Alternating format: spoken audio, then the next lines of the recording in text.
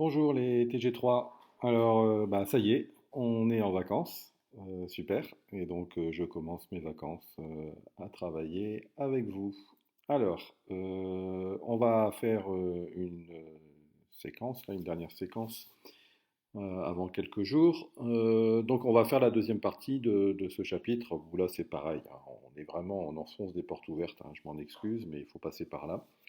Mais donc on révise un petit peu les fondamentaux. Donc on a vu, hein, tout ce qui était espace moteur de la mondialisation.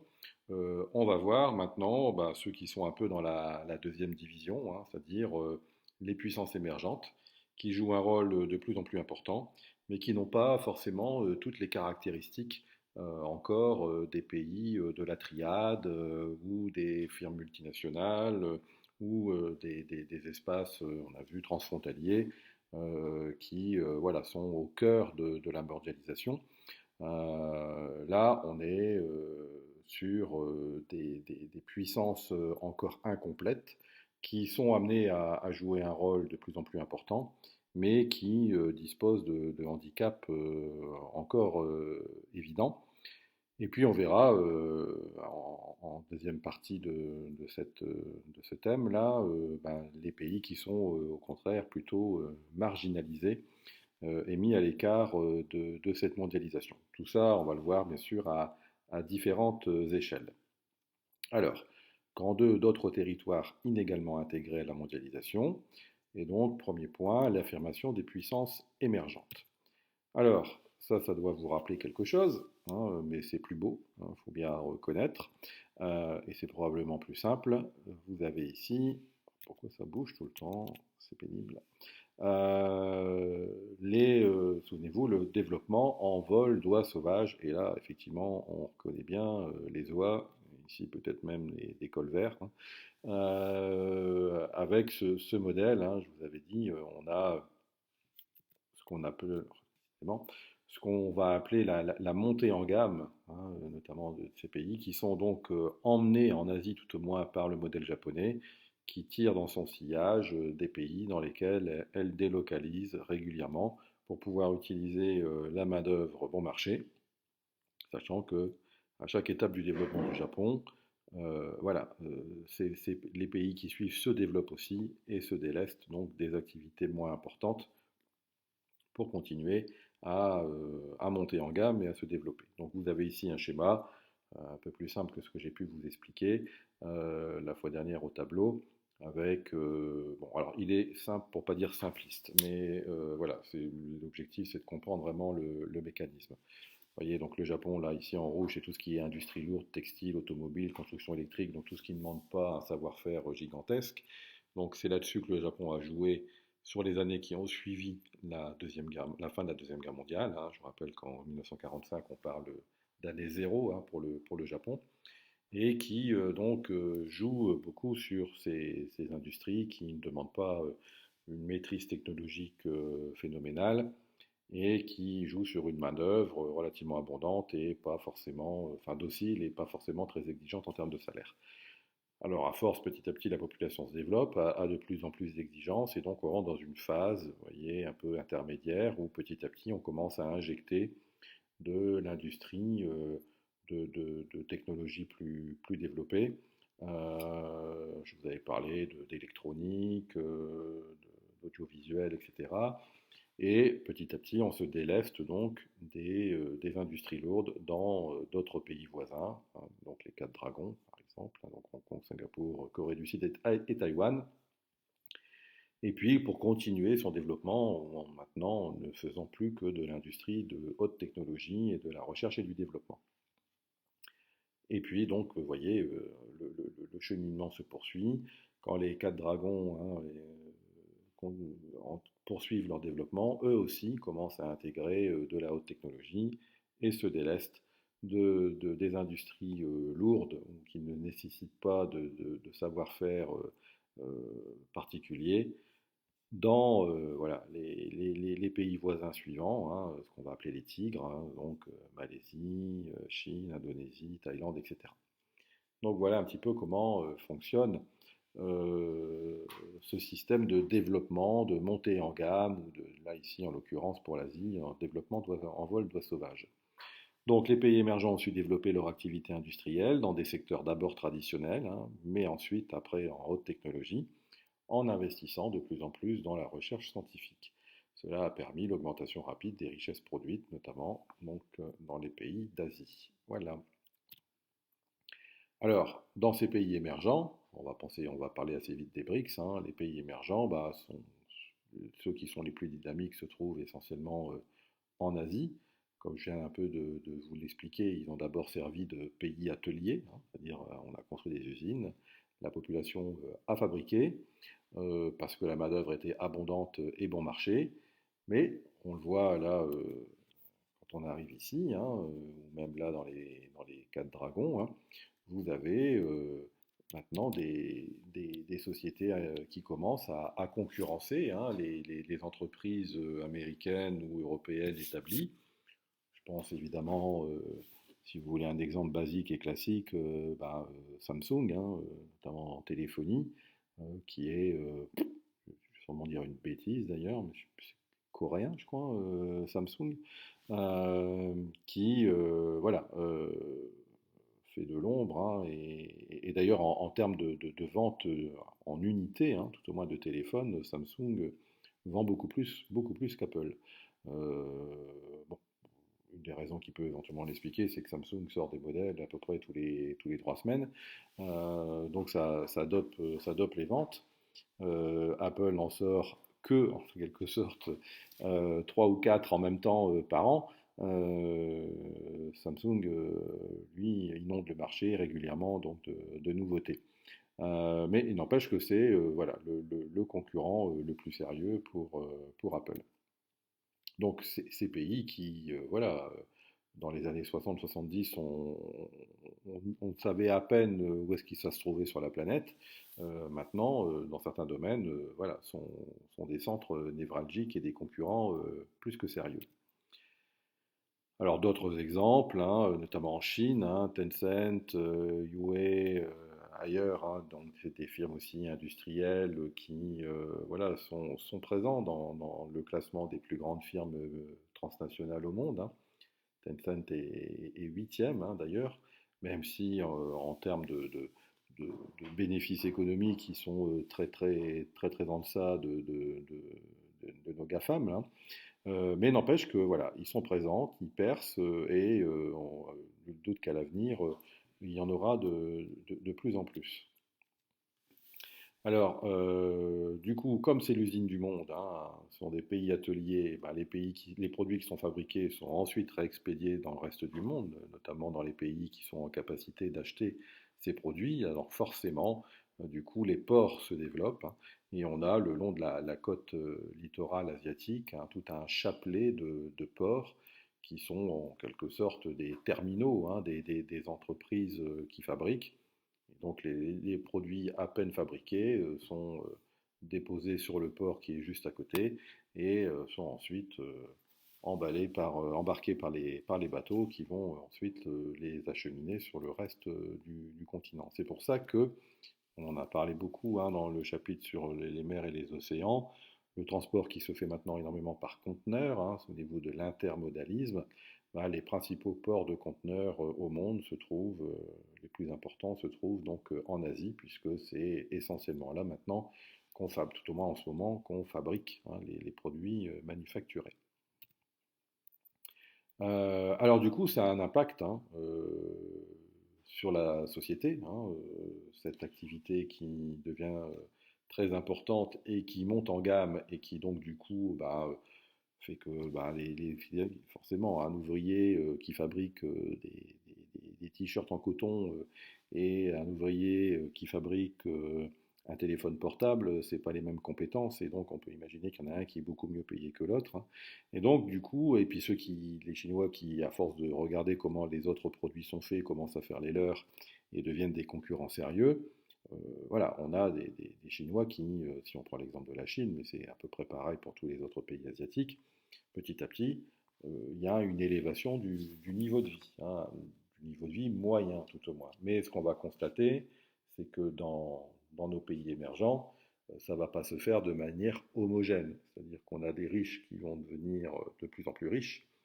On a une classe moyenne qui se développe en nombre, et puis on a des pauvres qui deviennent de plus en plus pauvres. Donc, ce qu'on appelle un peu une crise ciseau, hein, imaginez un peu les deux lames du ciseau, hein, quand on noue le ciseau, ben voilà, c'est un écartement qui augmente, hein, plus on longe la lame. C'est un peu ça, c'est un terme qui est utilisé en économie, hein, de crise des ciseaux ou de société en ciseaux, qui montre que voilà, la société, elle s'écarte, hein, entre eux, et ça peut générer des problèmes, ça, hein, des riches de plus en plus riches et des pauvres de plus en plus pauvres. Donc voilà, c'est ce que je vous expliquais. Alors, à quoi on voit que le niveau de vie augmente? Bah, parce qu'on se rend compte que la part des dépenses alimentaires dans le budget des familles diminue.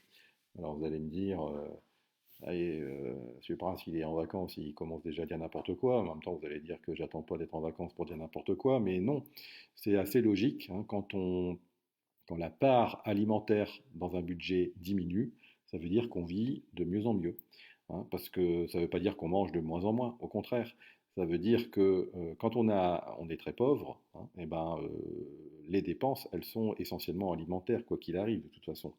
C'est un besoin premier, qu'on soit riche, qu'on soit pauvre, il faut qu'on mange. La différence, c'est quand vous gagnez, je dis n'importe quoi, mais en France, vous gagnez 1000 euros, bah, la plupart de vos dépenses, enfin votre pourcentage de dépenses alimentaires va être important, puisque vous n'avez de l'argent à consacrer quasiment qu'à l'alimentation. Donc du coup, votre poste budgétaire alimentaire, il peut être de 60, 70, 80, 90%. Inversement, vous êtes milliardaire, vous pouvez manger exactement la même chose que le type qui est pauvre. Votre poste budgétaire alimentaire, il va être d'1%, 2%. Donc voilà, quand on est à un poste alimentaire de 1 ou 2%, ça ne veut pas dire qu'on mange que des graines. Ça veut dire qu'on mange très bien, mais ça veut dire qu'on a beaucoup d'argent à consacrer pour d'autres choses. Donc voilà, alors quand on voit que la part alimentaire diminue dans un budget, dans le budget des gens, ça veut dire que ça sous-entend probablement que les gens vivent mieux, parce qu'ils peuvent consacrer du coup de l'argent à d'autres choses. Alors voilà, c'est un exemple, je vous présente quelques copines. Voilà ce que ça donne en Chine. Alors la photo 2, enfin la photo à droite m'émerveille toujours, non pas par la jeune fille sur le bateau, mais j'ai du mal à, enfin je comprends pas comment cette fille, elle est d'ailleurs peut-être, hein, en prison, parce que se rafaler, voilà, de manière aussi suave que ça sur une serviette éponge aux couleurs de la Chine, j'ai du mal à croire que le Parti communiste chinois, il ait toléré ça. Donc, soit elle est partie vivre ailleurs, cette demoiselle, cette dame, j'en sais rien, soit elle a dû se faire discrète après, parce que je pense pas que ça soit le symbole que le Parti communiste chinois et Xi Jinping aient envie de diffuser à travers le monde. Mais en dehors de la serviette et des lunettes de soleil, on va dire ça, vous y voyez, hein, que bon, il y a des yachts, hein, manifestement en dessous, et ce qui montre bien une catégorie sociale qui n'a pas, qui ne se, enfin voilà, qui pourrait tout à fait, qu'on pourrait tout à fait trouver à Saint-Tropez ou dans d'autres lieux jet set de la planète, hein. Donc ça veut dire qu'il y a des milliardaires en Chine, et comme tout est plus grand en Chine, parce que ils sont tous plus nombreux, pas des milliardaires, il y en a beaucoup plus que dans les autres pays, hein, et manifestement, ces deux photos en incarnent des exemples, hein. Vous voyez, c'est à gauche ces personnes qui voilà, sont devant un certain nombre de coupes de champagne, euh, et vous allez voir que bah, tout le monde, y a des gens qui dans leur vie, je pense, ne poseront jamais leur lèvre sur une coupe de champagne. Voilà un autre aspect de la Chine. Quand je vous parle de crise des ciseaux, hein, voilà. Vous avez d'un côté le haut du pavé, et puis de l'autre côté, ben, voilà, ceux qui vivent sur les pavés, justement. Donc, voilà, des bidonvilles, hein, c'est le quotidien, pareil, d'un nombre non négligeable de la population chinoise. Alors, en deuxième plan, vous voyez un peu des immeubles. Donc, on a une classe moyenne où là, vous voyez des maisons. Alors, c'est pas glorieux, mais voilà, ça, voilà, la classe moyenne qui vit toujours mieux que ce qu'elle ne vivait avant. avec une catégorie de gens très riches et puis une catégorie de gens qui vivent vraiment dans la misère. Alors vous allez me dire que c'est pas différent de ce qui se passe beaucoup ailleurs, enfin dans beaucoup de pays ailleurs dans le monde. On a ça aussi un peu chez nous, mais peut-être pas marqué de cette manière-là, ni de cette manière-là. Mais voilà, effectivement, on trouve ça ailleurs, mais là c'est particulièrement exacerbé en Asie. Alors, vous voyez justement ce développement. Alors, vous voyez, il y a les tableaux qui montrent des choses, et puis des fois, c'est peut-être ce que le tableau ne montre pas qui est intéressant. Vous voyez que la Chine affiche 1%, 1%, euh, 1% de pauvres, hein. Donc, ce qu'on appelle ici seuil de pauvreté, c'est de vivre avec moins de 2 dollars par jour. La Chine n'affiche que 1% de sa population. Et me dire que 1% d'1 milliard 300 millions, ça reste énorme, mais c'est probablement très très très en dessous de la vérité. L'Inde a l'air quand même un peu plus honnête avec 21%. Il y a des pays où on peut quand même douter, hein. Le Brésil a à peine 5%. Euh, on doit être probablement largement au-dessus. Le Mexique, c'est pareil. Bon, l'Afrique du Sud, probablement aussi. Le pays qui a l'air peut-être d'être le plus honnête là-dessus, c'est le Nigeria, qui reconnaît quand même que, vous voyez, plus de la moitié de sa population vit en dessous du seuil de pauvreté. Et pourtant, vous allez voir que le Nigeria, c'est pas le fond du panier, loin de là, dans le classement des pays, on va en reparler après. Donc voilà, donc ici c'est vraiment un tableau, vous voyez si vous aviez ça un coup en DS ou dans une épreuve, dire voilà, que vous pourriez vous permettre d'émettre des doutes sur la véracité des chiffres affichés, parce qu'on imagine que la Chine n'a pas forcément envie de clamer haut et fort son pourcentage de pauvreté, de pauvres, sachant qu'elle ne le sait probablement pas elle-même, puisque on est incapable de chiffrer véritablement la population chinoise. Certains estiment qu'elle est à 1 milliard 200 millions, d'autres estiment qu'il est tout à fait probable qu'elle soit à 1 milliard 700 millions, parce que vous avez beaucoup de familles qui n'ont pas déclaré leur enfant. Vous avez notamment aussi en Chine les provinces, hein, un peu comme les départements chez nous, mais beaucoup plus vastes, bien évidemment. Quand vous naissez dans une province, vous ne pouvez pas la quitter. Vous vivez dans cette province, sauf à accord du gouvernement. Et donc, il y a des provinces qui sont très pauvres. Et donc, vous avez forcément, c'est un peu de l'immigration intérieure, hein, des gens qui vivent, qui n'ont pas la chance de vivre, de naître dans la bonne province, et qui, du coup, euh, quittent, mais de manière clandestine, leur province natale pour aller s'installer dans une autre province où il y a du travail. Mais généralement, du coup, ils ne se déclarent pas, puisqu'ils seraient aussitôt arrêtés et ramenés dans leur province d'origine. Donc ils ne se déclarent pas, ils ne sont pas officiels, ils n'ont pas de carte d'identité, ils travaillent au noir, et puis des fois ils se marient, ils ont des enfants qui ne déclarent pas non plus, puisqu'ils ne sont pas censés être là. Et donc vous avez toute une partie de la population chinoise qui pourrait être voilà, un petit peu, comment on appelle ça, ces gens qui ne sont pas officiels, des clandestins. Voilà. Donc, très difficile à croire que ça ne soit que 1%. Alors, dans tous nos pays émergents, on peut distinguer différentes catégories, hein. Les pays émergents n'ont pas le même dynamisme. Les BRICS réussissent à s'affirmer, mais la croissance économique des autres pays émergents reste modérée. Alors, dans le haut du pavé, on a les BRICS. J'en reviens pas trop dessus, on en a déjà suffisamment parlé. Brésil, Russie, Inde, Chine, Afrique du Sud. Même si l'Afrique du Sud, on verra, elle peut faire le yo-yo avec un autre groupe, hein. Des fois, on reste encore sur l'appellation de BRIC, sans S, hein, parce que l'Afrique du Sud, pour l'instant, c'est quand même un cran en dessous des quatre autres, hein. Donc 5 pays qui réussissent quand même de plus en plus à concurrencer les grandes puissances économiques mondiales. Les BRICS produisent une part de plus en plus importante des richesses mondiales, ce qui leur permet de concurrencer de nombreux pays de la triade. Il est clair que dans ces BRICS, alors peut-être pas encore l'Afrique du Sud, hein, mais Brésil, Russie, Inde, Chine, enfin la Russie c'est déjà plus ou moins le cas, mais la France, qui est quatrième, cinquième puissance mondiale, enfin c'est plutôt cinquième puissance mondiale maintenant, va se faire doubler, hein, dans les années à venir par l'Inde, par la Chine, par le Brésil. c'est assez irrémédiable, hein. Donc, il est clair que à l'orée de la moitié du 21e siècle, la France se retrouvera septième, huitième puissance mondiale, mais c'est difficile d'imaginer mieux puisque le dynamisme économique, il est plutôt dans ces pays-là et pas vraiment en France. Ceci étant, ce dynamisme économique, il est inégal entre ces différents pays.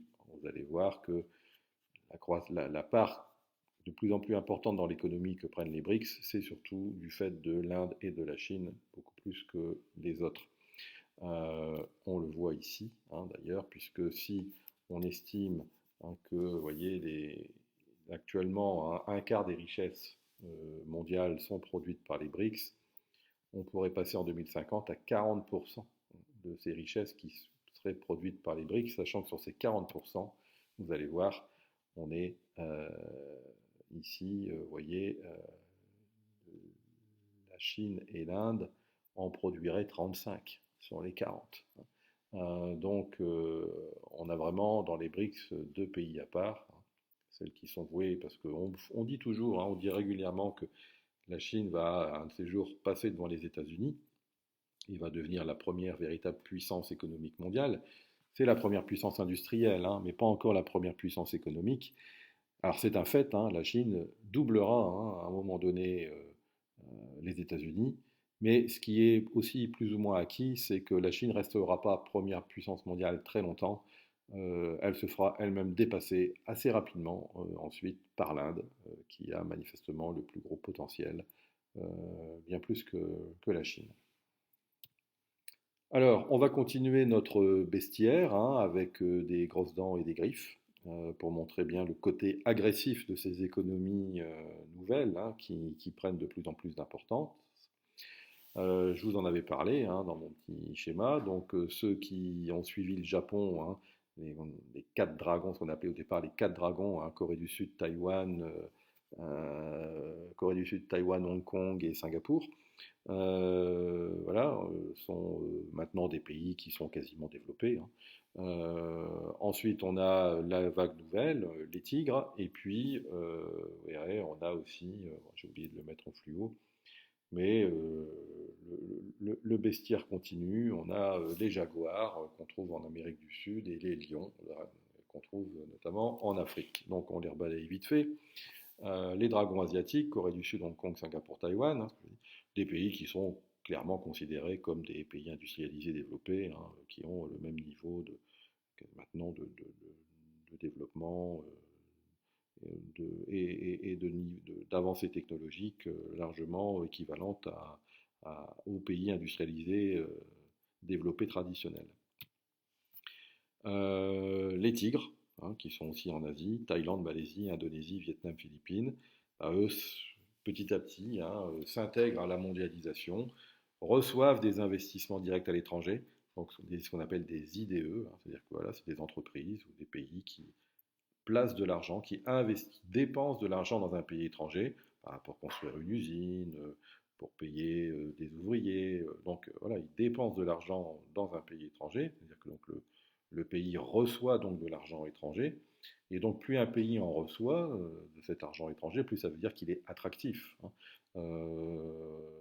Si on investit dans ces pays-là, c'est qu'on sait que voilà, c'est intéressant, que ça peut rapporter. Et donc, ben voilà, les tigres asiatiques actuellement attirent beaucoup les investisseurs et les firmes transnationales qui s'installent pour utiliser la main-d'œuvre. Les jaguars, alors on les trouve plutôt en Amérique centrale et du Sud, hein, Mexique, Colombie, Argentine, Chili. Alors ce sont les pays les plus dynamiques d'Amérique du Sud, derrière le Brésil, mais attention, on est quand même là, on passe un peu à la troisième division, là, en quelque sorte. Et voilà, c'est des pays qui se développent, mais voilà, dont le rôle dans la mondialisation reste quand même un rôle plutôt régional, c'est-à-dire à la dimension du continent sud-américain. Leur influence, elle reste quand même assez modérée pour le reste, pour le reste de la planète. Et puis, hein, parce qu'il faut bien essayer quand même de trouver des éléments positifs, hein, on a réussi à trouver en Afrique quand même quelques pays qui sortent un peu du lot, qui petit à petit émergent, hein. L'Afrique du Sud, donc, Hein, si on ne la considère pas dans les BRICS, mais qu'on met BRIC, on peut mettre l'Afrique du Sud dans les lions. C'est peut-être d'ailleurs plus là sa place, moi, c'est mon avis perso, mais bon, c'est pas moi qui définis les catégories.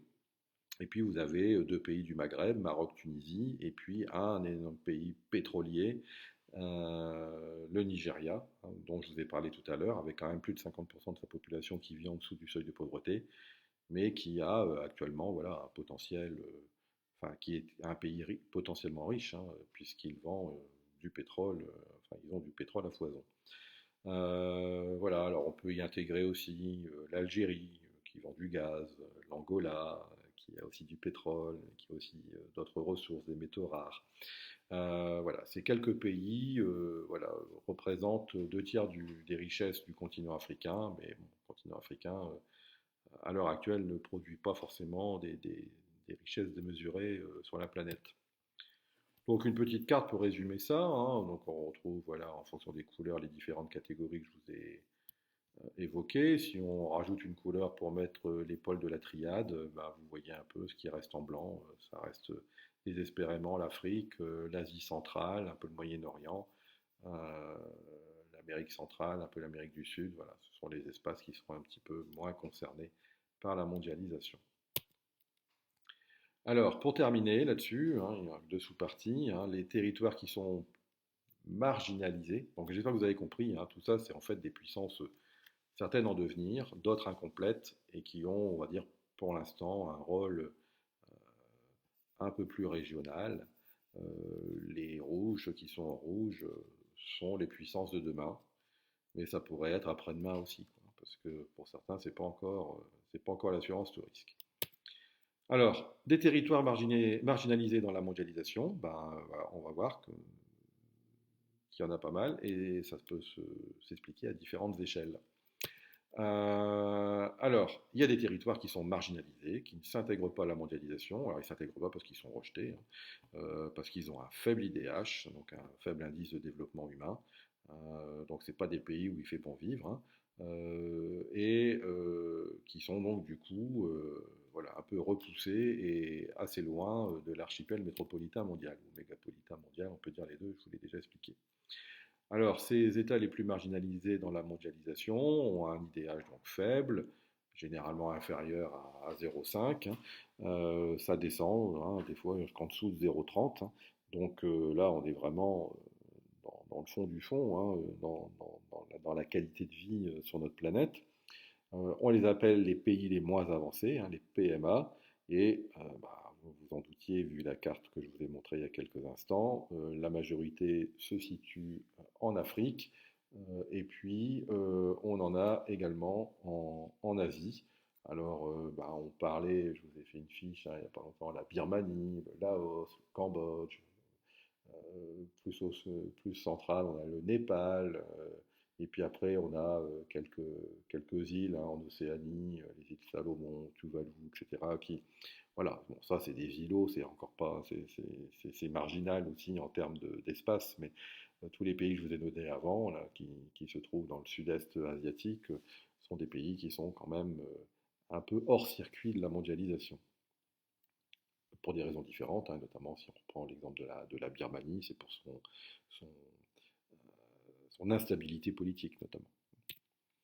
Alors les richesses sont insuffisantes, même s'il y a quelques métropoles, hein,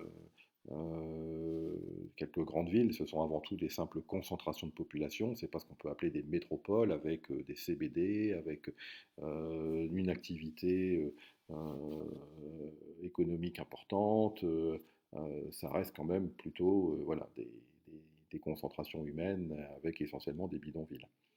Voilà, voilà.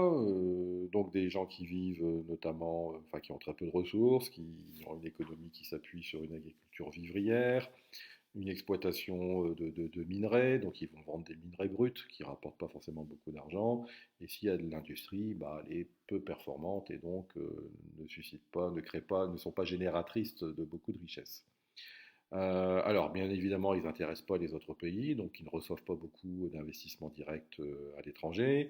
Ils exportent essentiellement, ils sont, pardon, ils sont contraints d'apporter des produits alimentaires parce que la population généralement elle est importante et ils ne produisent pas suffisamment pour nourrir leur propre population. Donc ils ont besoin de tout, produits alimentaires, produits manufacturés, ce qui entraîne finalement un fort taux d'endettement, parce que ce n'est pas le peu qu'ils vendent qui compense le beaucoup qu'ils achètent, hein.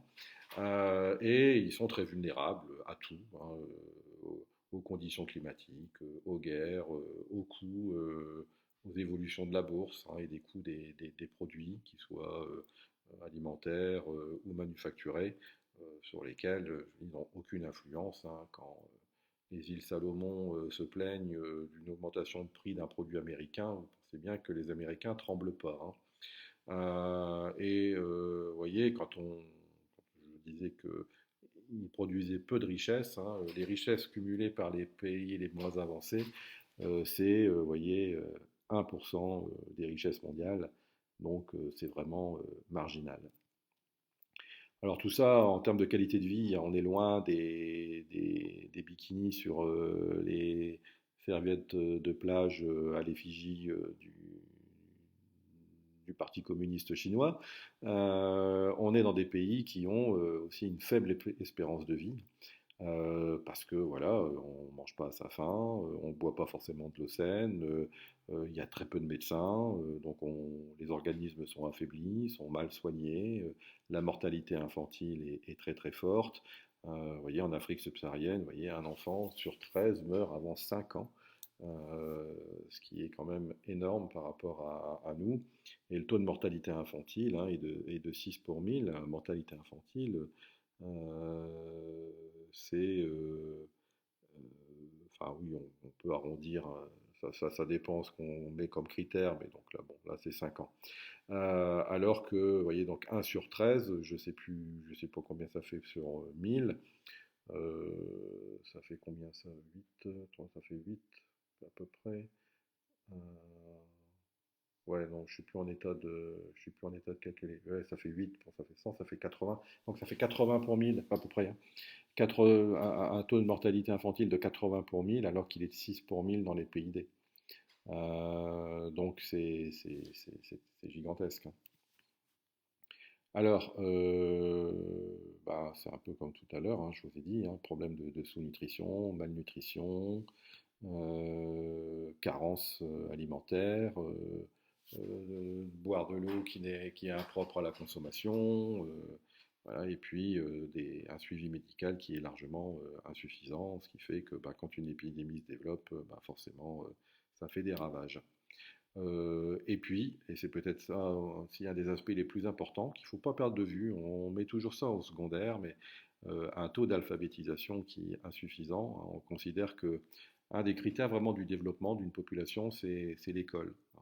Vous entendez régulièrement, hein, depuis quelques mois, l'importance que met le gouvernement français à faire que l'école soit fermée, soit ouverte, pardon, un lapsus révélateur, soit ouverte, hein, en disant que c'est important, une des priorités, hein, c'est que les enfants puissent continuer à aller à l'école, même s'ils n'avaient pas forcément dit ça au printemps. Voilà, l'école, c'est vraiment un fondement du développement. C'est le fait d'aller à l'école pour. Alors, vous pouvez pester, hein, éventuellement d'aller à l'école et de subir quelques profs, mais il faut savoir que voilà, il vaut probablement être. Vous êtes probablement mieux à Anchin en train de suivre un cours d'histoire géo, ou que sais-je, un cours de philo ou de maths, que d'être, je m'adresse à vous, mesdemoiselles, je m'excuse, je ne veux pas faire de sexisme, mais l'exemple il est quand même plus parlant, que bah, si je pars du principe que vous en terminale, vous avez entre 16 et 18 ans, euh, bah, vaut mieux être en cours à Anchin que d'être à votre âge dans un pays subsaharien, style Mali par exemple, hein, parce que là, vous partiriez pas avec moi enfin, vous préféreriez, je pense, partir avec moi en vacances, comme ça sera peut-être le cas pour certains d'entre vous lundi, plutôt que d'être dans la situation dans laquelle vous seriez probablement si vous étiez né au Mali, C'est-à-dire qu'à 16-18 ans, vous seriez probablement en train d'allaiter votre deuxième enfant. Alors vous ne seriez pas embêté par l'école parce qu'il n'y en aurait pas, mais vous ne sauriez pas lire, pas écrire, vous seriez dépendant d'un mari qu'on vous a imposé, que vous n'avez peut-être même pas vu avant votre mariage, et qui est violent avec vous et qui vous fait des enfants. Euh, voilà, et donc, et vous n'avez aucune possibilité d'envisager autre chose parce que bah, partir pour où? Vous ne savez pas lire, vous ne savez pas écrire, vous n'avez pas de travail, et donc bah, vous restez parce que vous n'avez pas d'autre choix que de rester pour élever les enfants que vous n'avez peut-être même pas souhaité. Mais voilà. Enfin bref, je ne vais pas dresser un tableau là, minable comme ça, mais enfin, faut avoir dans un coin de sa tête que c'est comme ça pour un nombre non négligeable de personnes dans le monde. Donc, vaut mieux monter dans le bus lundi avec moi. Alors voilà, hein, je vais bon, aller assez vite, là j'ai quand même pas mal parlé. Bah, vous regarderez ça en détail, vous ferez pause, mais bon voilà, vous vous rendez compte que on cible toujours sur l'Afrique, hein. L'espérance de vie dans le monde, plus c'est rouge, plus c'est court, hein. Bah, vous voyez, hein. Et ici, le taux d'alphabétisation, plus c'est rouge, moins on sait lire et écrire, hein. Donc vous voyez qu'il y a quand même aussi une corrélation. Voilà, voilà. Sachant que, et je terminerai là-dessus, il faut essayer, là c'est le petit plus que vous pourriez apporter sur un travail, c'est de ne pas se contenter de parler que de pays, hein. De la même manière que dans la première partie, on n'a pas parlé que de pays, on a parlé de villes, on a parlé d'entreprises, on a parlé d'espaces particuliers comme les espaces transfrontaliers. Là, c'est pareil, on pourrait affiner un peu l'analyse en se disant que bah, dans certains pays, il y a des zones qui sont riches, il y a des zones qui sont moins riches, même dans des villes à des échelles plus petites, il y a des quartiers qui sont riches et d'autres qui le sont moins. Alors, quelques illustrations. Donc, on a des territoires qui sont un petit peu marginalisés aussi dans la mondialisation, euh, que ce soit dans les pays riches, que ce soit dans des villes riches aussi, et vous pouvez avoir des quartiers en crise, des villes en crise, des régions en crise, même si le pays, de manière globale, reste important, puissant. Donc, voilà, quelques illustrations pour terminer.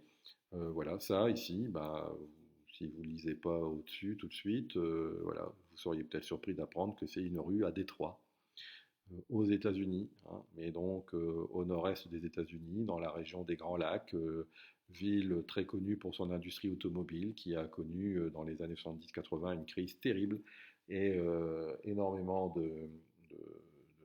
d'entreprises automobiles ont fermé, d'entreprises qui travaillaient pour l'activité industrielle a fermé aussi, et puis ça a été de mal en pis, hein, à tel point, regardez, vous voyez, hein, cette ville, elle s'est endettée à plus de 20 milliards de dollars, donc elle s'est déclarée en faillite, en incapacité de gérer la ville, d'entretenir la ville, de l'électrifier, d'amener du chauffage. Donc c'est devenu une espèce vous voyez, on a l'impression que c'est un quartier en guerre, hein, mais vous avez des tas de friches industrielles comme ça, de quartiers qui ont été abandonnés. Vous voyez, hein, si vous lisez, chômage plus de 20%, 36%, donc un tiers de la population vit en dessous du seuil de pauvreté, 80 000 maisons ont été abandonnées, et donc des quartiers qui sont, forcément se sont dégradés. Donc vous imaginez un peu l'ambiance qui doit régner dans ces quartiers avec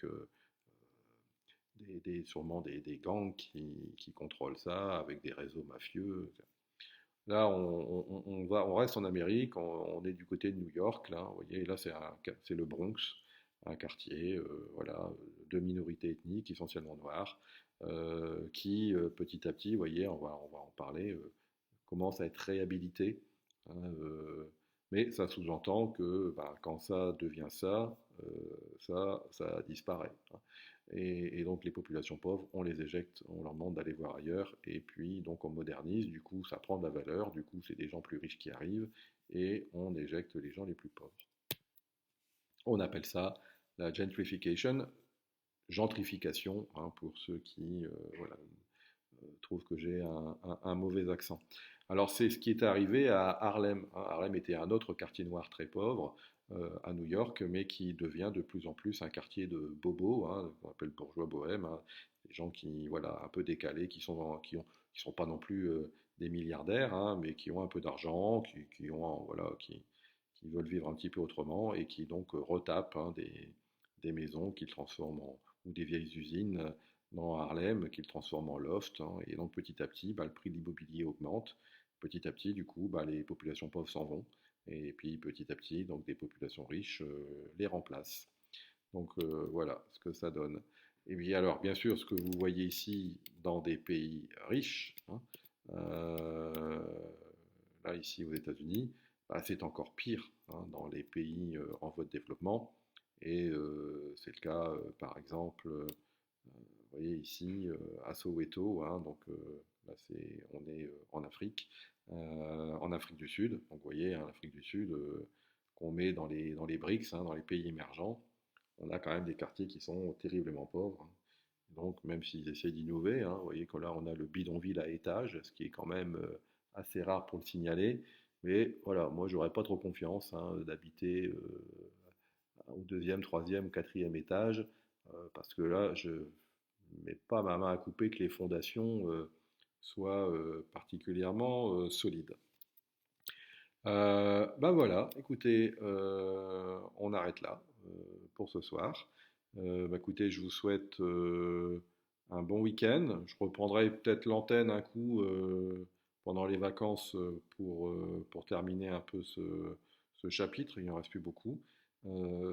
N'hésitez pas encore une fois, j'ai eu des nouvelles de personnes, donc je me dis pas de nouvelles, bonnes nouvelles. Donc j'espère que tout va bien dans ce que je vous explique. N'hésitez pas à me poser des questions.